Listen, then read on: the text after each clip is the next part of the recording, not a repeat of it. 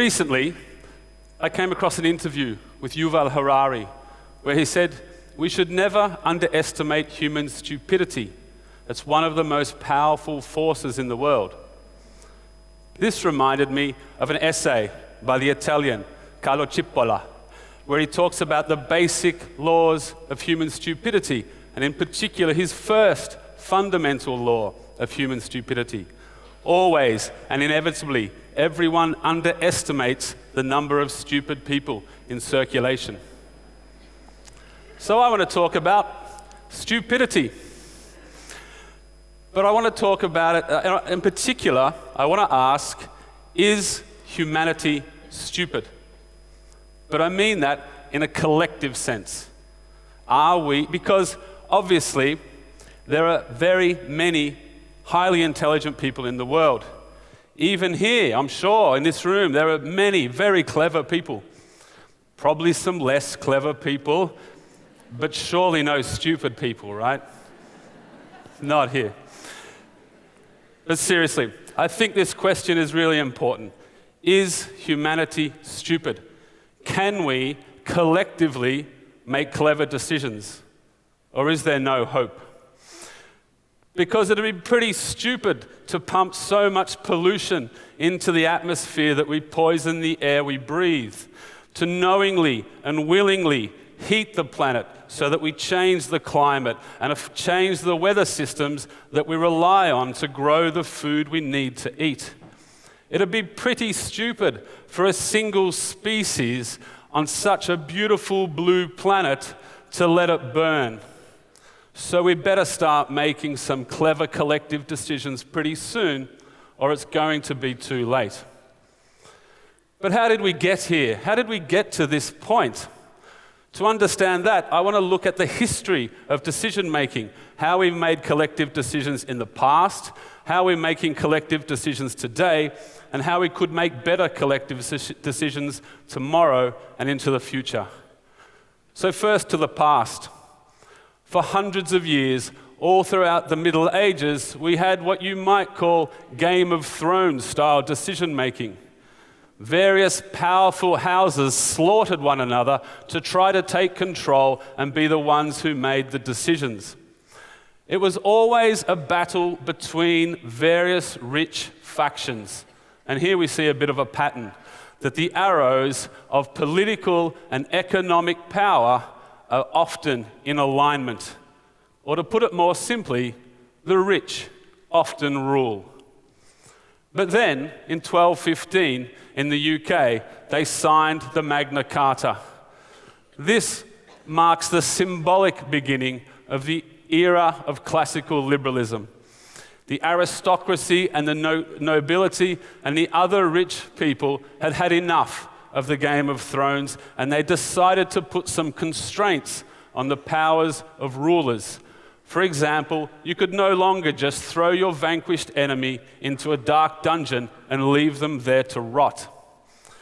It is absolutely no coincidence that at the end of the final episode of Game of Thrones, all the various rich factions sit around and try to come up with a better way to make collective decisions. The end of Game of Thrones is all about this transition to classical liberalism. Then, after the Middle Ages, some major changes happened. The Industrial and Scientific Revolution led to the birth of capitalism and the rise of a new group of wealthy people who were typically excluded from political power. This was perhaps the first time in history that the arrows of political and economic power came out of alignment. And this led to war, bloodshed, and revolution. Now, the rich men who were victorious in these various revolutions, both in the US and in France, had to decide how to make collective decisions. And perhaps not surprisingly, both groups of rich men came to more or less the same decision, that rich men should rule. So they held elections where only rich men could vote, They elected rich men to legislatures, and rich men then made the laws. This is the phase that I've called electoral republicanism, and it brought about the happy outcome of realigning our arrows of economic and political power. But some people, such as not-so-rich men, weren't very happy about this, and they struggled, and in some places eventually won the right to vote. And this ushered in a new phase of decision-making, which was soon being called democracy. Now, other people, women in England and elsewhere in the world, and men and women of colour in the US, demanded and eventually won the right to vote. So now, approximately 90% of adults in our societies can vote. Migrants are probably the largest group of disenfranchised people in our societies. But what's surprising, perhaps, is that even though most adults can now vote, the composition of our parliaments, of our elected legislatures, our congresses, haven't changed that much. 100 years after women won the right to vote, most of our rulers are still typically rich men. Not all of them, just most of them. The arrows of political and economic power are still quite firmly in alignment. Perhaps this answers our question: is humanity stupid? Or is the system by which we select our decision makers stupid? Are elections stupid? Who wins elections? Do clever people win elections? Or do cunning people win elections? Do honest people win elections? Or do people who know how to manipulate our fears and anxieties win elections? And when we vote, do we make informed decisions? Or are we swayed by powerful media conglomerates and other groups peddling fake and biased news? And once elected, do politicians care more about the long-term good of people and the planet? Or do they care more about how they could win the next election? Now I know that calling elections stupid in our societies is tantamount to heresy. Aren't elections the cornerstone of democracy? Aren't they the fundamental basis on which democracy is built? The simple answer to that question is no, they're not. Aristotle, more than 2,000 years ago, in the birthplace of democracy, said it is thought to be democratic for the officers of constitutional government to be assigned by lot, for them to be elected oligarchic. The people in Aristotle's time thought democracy meant lottery or random selection, and that election meant oligarchy. The better way to make collective decisions has been known for thousands of years, and fortunately, it's being rediscovered today. And that is using sortition, which is simply the technical name for random selection. We must randomly select people and bring them together in citizens' assemblies, which are happening all over the world. In Ireland, they've held 2 citizens' assemblies. In France, President Macron is holding a citizens' assembly on the climate emergency. In Scotland, they're holding 2 citizens' assemblies. In Wales, they held a citizens' assembly last July. And events using sortition have happened in Australia, in Canada, in Korea, Japan, Mongolia, Brazil, all around the world. Events using sortition have happened.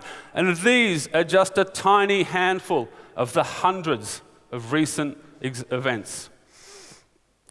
But what's more exciting to me than these ad hoc one-off events is what's happening in Ostbelgien.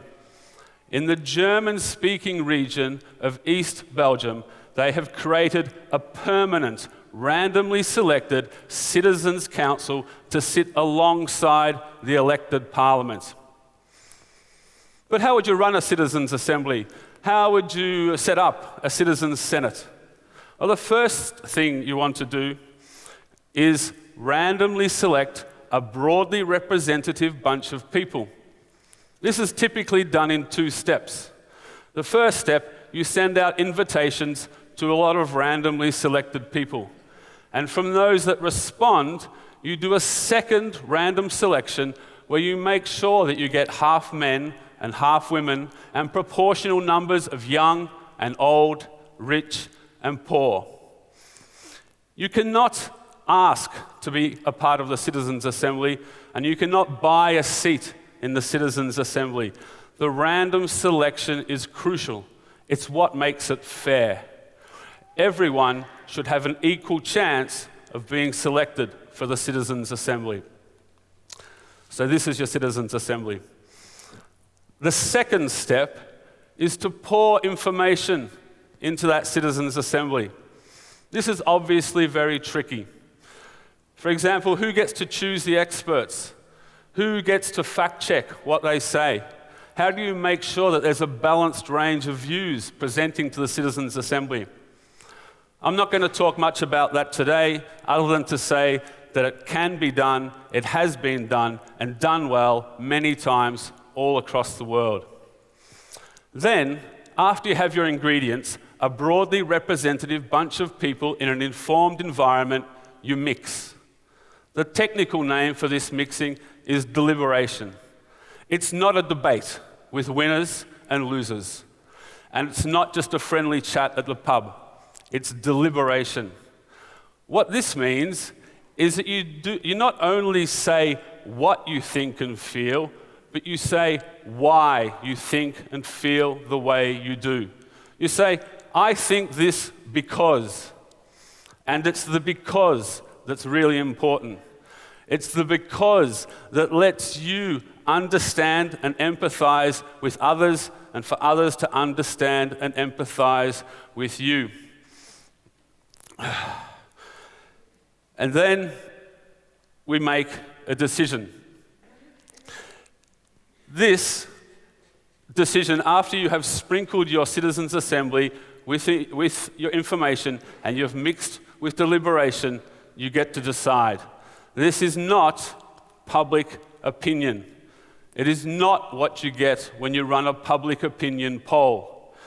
It's what you get after people have considered the evidence, listened to the advice of experts, and then deliberated with people who are very different to themselves. People like you and me who do not care about getting good media coverage and who do not care about winning the next election. What you get instead of a media soundbite is trusted public judgment. This, to me, is the democratic ideal and how we could, and in some places are, make clever decisions today. So humanity can be collectively clever. Citizens' assemblies are a better and fairer way to make clever democratic decisions. Of course, it's not easy being collectively clever. It takes a bit of work. But I've seen it happen again and again and again and again. So the more important question to me now is, how do we replace elections with sortition before the planet burns? Thank you. Grazie.